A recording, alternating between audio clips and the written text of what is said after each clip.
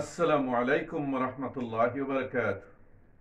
আলহামদুলিল্লাহি রাব্বিল আলামিন হামদাশ শাকিরিন ওয়াসসালাতু ওয়াসসালামু আলা আশরাফিল আমবিয়াই ওয়াল মুরসালিন নবিয়িনা মুহাম্মদ ওয়া আলা আলিহি ওয়া আসহাবিহি আজমাইন, আম্মা বা'দ।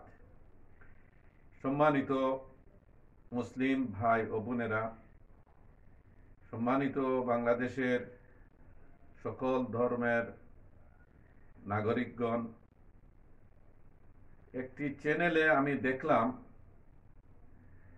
শিরোনাম দিয়েছে বাংলাদেশে হিন্দুদের দুঃশত্রু কারা। তো এক শ্রেণী স্বার্থান্বেষী মহল, সুযোগ সন্ধানী লোকেরা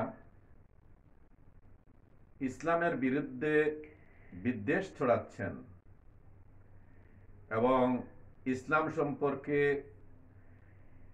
ভুল মেসেজ মানুষের সামনে দিচ্ছেন। তো এই সমস্ত অপপ্রচার, মিথ্যাচারের জবাবে আমাদের দুই চারটি কথা বলতে হয়, কারণ ইসলামের সুমহান শিক্ষা, ইসলামের বিশ্বজনীন আদর্শ, সার্বজনীন বিধান, এ সম্পর্কে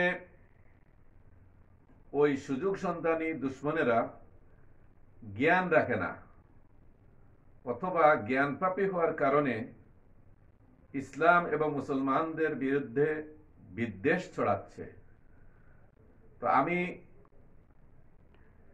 বাংলাদেশের সকল নাগরিকদের উদ্দেশ্যে ইসলামের সুমহান বাণী, অমীয় বাণী, শান্তি বাণী শোনাতে চাই, যা কুরআনুল কারীমের মধ্যে আল্লাহ তাআলা উল্লেখ করেছেন এবং মানবতার নবী মুহাম্মদুর রাসূলুল্লাহ সাল্লাল্লাহু আলাইহি সাল্লাম তার হাদিসে উল্লেখ করেছেন। এই সমস্ত ব্যাপক সম্বোধন, বিশ্বজনীন নির্দেশনা, সার্বজনীন দৃষ্টিভঙ্গি আমাদের সামনে যদি আলোচিত হয়, তাইলে আমরা এটা বুঝতে অসুবিধা হবে না, আমাদের বুঝতে অসুবিধা হবে না যে ইসলাম মানবতার কল্যাণের জন্য এসেছে, বিশ্ব শান্তি প্রতিষ্ঠার মূল নিয়ামত হচ্ছে দ্বীন ইসলাম। অতএব যারা জন্মসূত্রে বাংলাদেশের নাগরিক, চায় তিনি হিন্দু হন, বৌদ্ধ হন, খ্রিস্টান হন অথবা মুসলিম, তারা সকলেই এই দেশের জন্মসূত্রের নাগরিক এবং নাগরিক হিসাবে সকল ধরনের রাষ্ট্রীয় সুযোগ সুবিধা সমানভাবে সবাই ভোগ করবেন। তাদের মধ্যে থাকবে সাম্প্রদায়িক সম্প্রীতি, শান্তিপূর্ণ সহাবস্থান এবং সৌহার্দ্যপূর্ণ আচার আচরণ। ইসলামের সুমহান শিক্ষা, ইসলামের সৌন্দর্য সকল ধর্ম, চিন্তা, বিশ্বাসের মানুষের সামনে সুন্দরভাবে উপস্থাপিত হলে, সুন্দরভাবে পেশ করা গেলে কেউ ইসলাম সম্পর্কে আর ভুল বুঝবে না, ভুল ধারণা পোষণ করবে না। কারণ ইসলাম গোটা মানব জাতির জন্যই নিয়ামত এবং গোটা মানব জাতির জন্যই কল্যাণকর।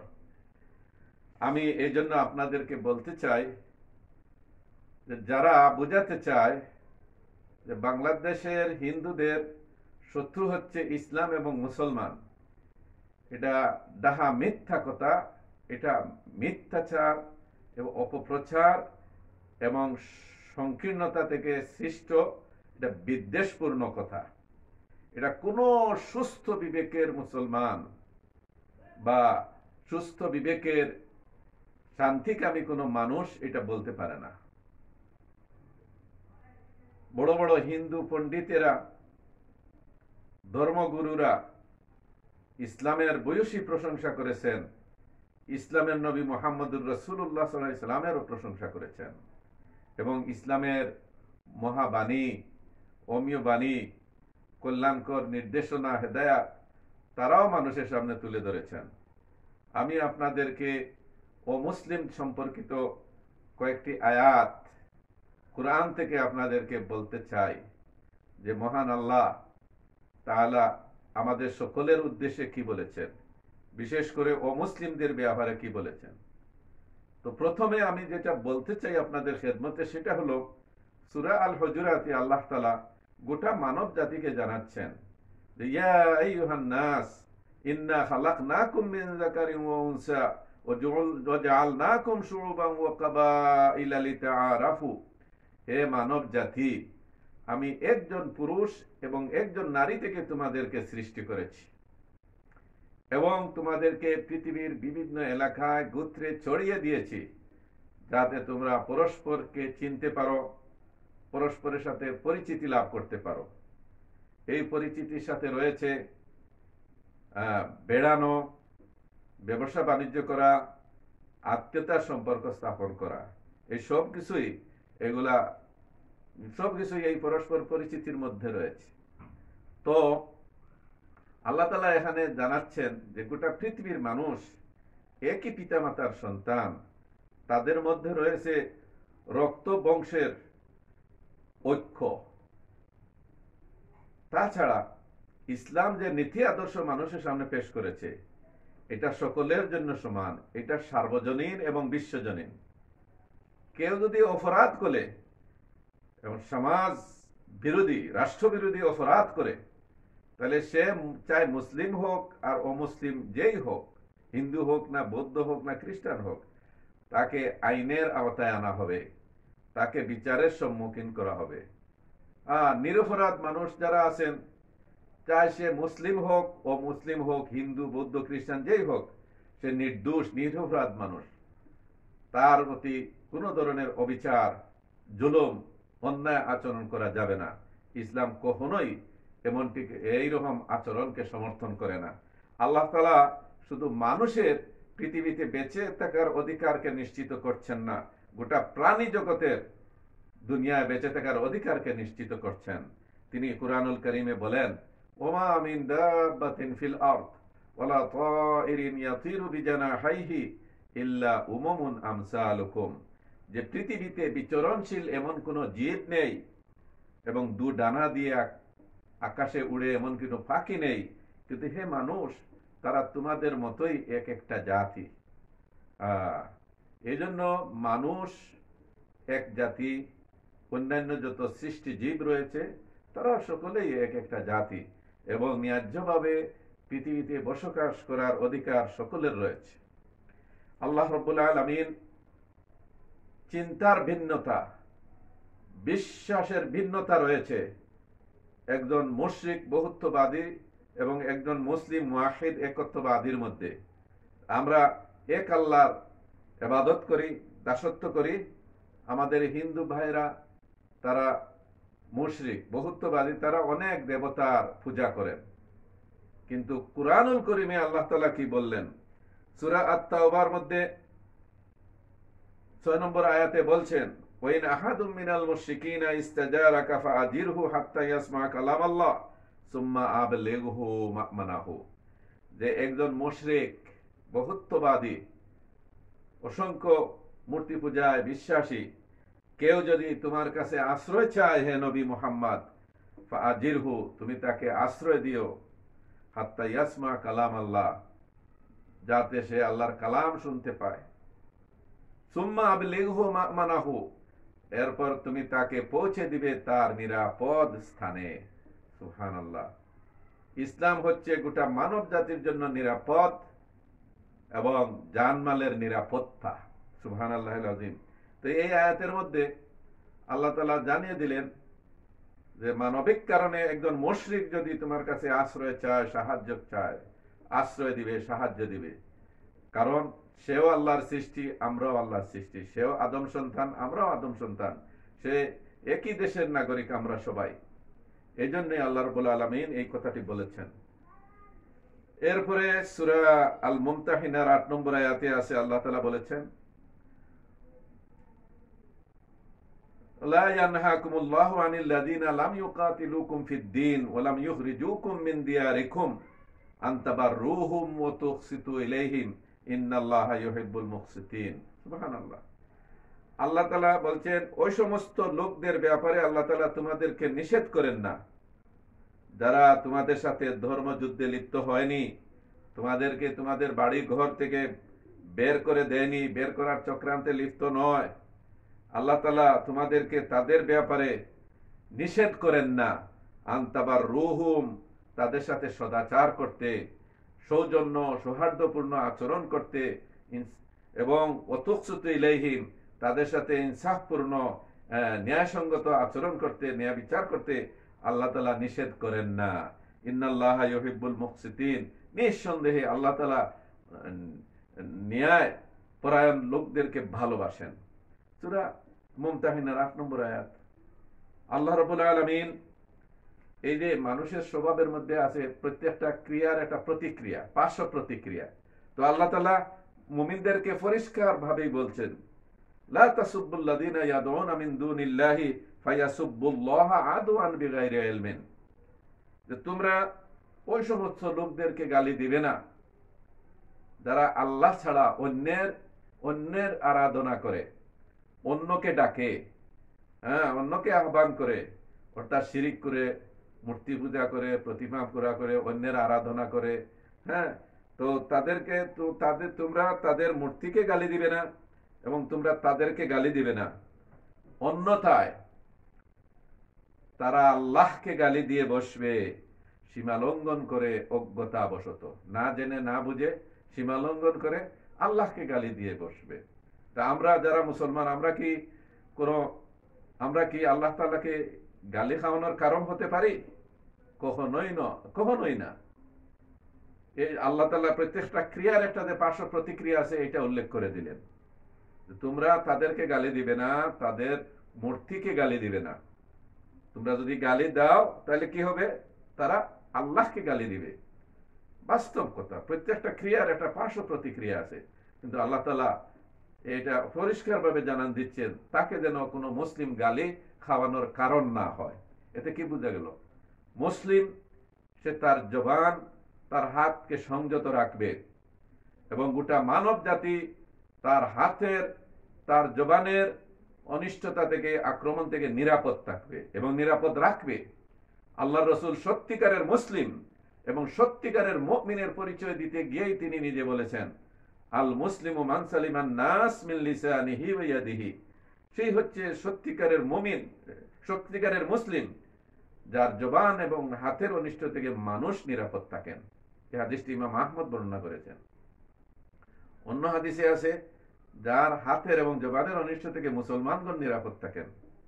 আবার আছে, আল মুমিনু মান আমিনাহুন নাস আলা দিমাইহিম ওয়া আমওয়ালিহিম, সেই হচ্ছে সত্যিকার ইমানদার মুমিন, যার নিকট দুনিয়ার মানুষ তাদের জান মালকে নিরাপদ মনে করে।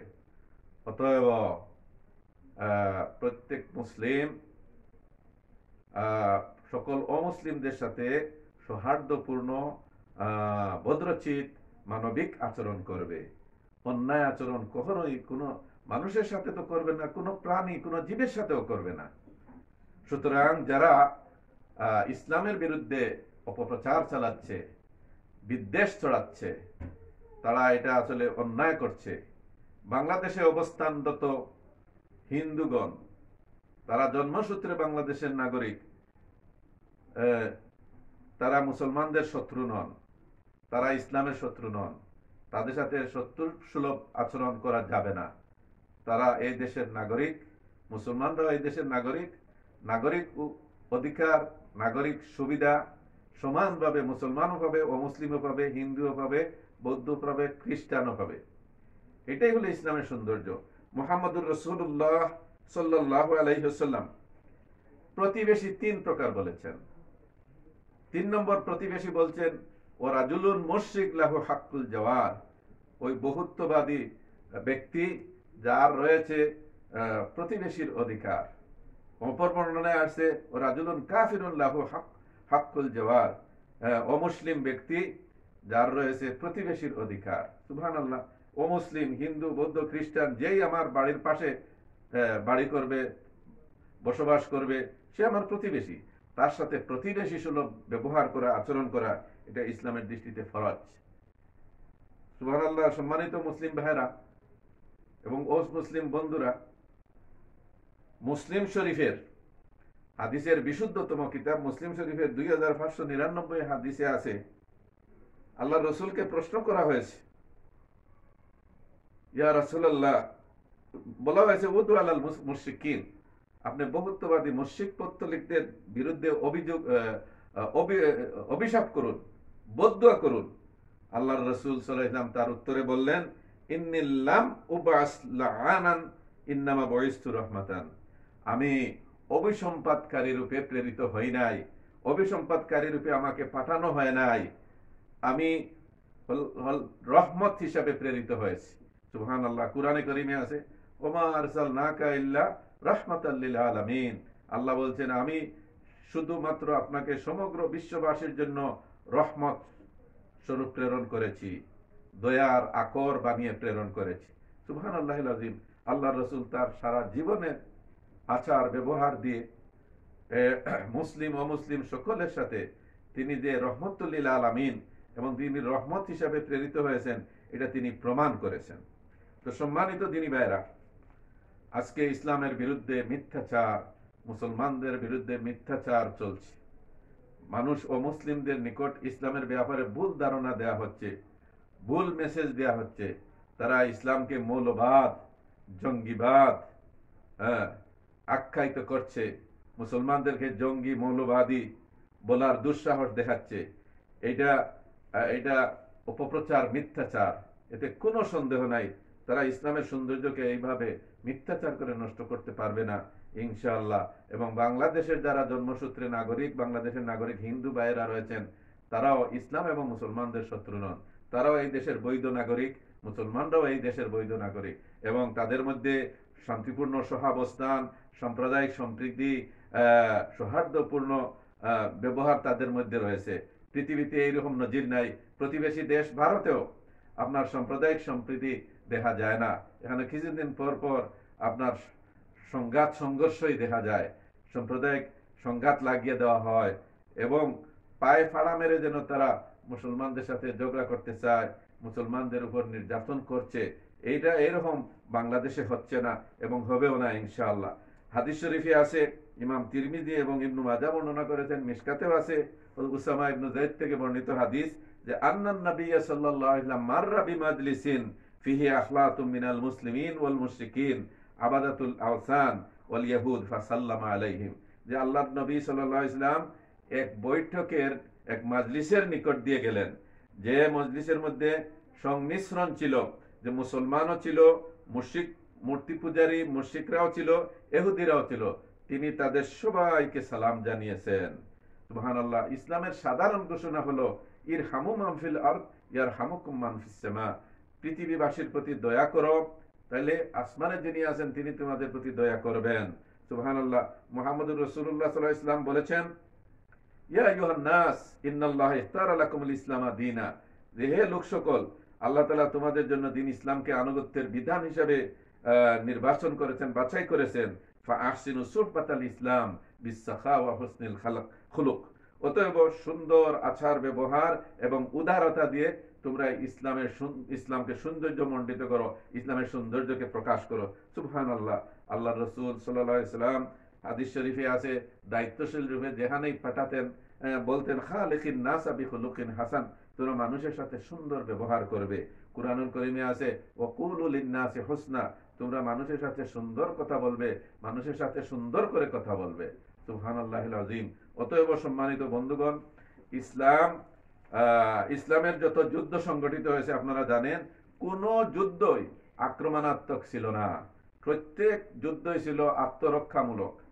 বিশ্বাসঘাতকতা করা হয়েছে, অঙ্গীকার চুক্তি ভঙ্গ করা হয়েছে, তখন গিয়া আত্মরক্ষামূলক তার প্রতিকার স্বরূপ যুদ্ধ করা হয়েছে।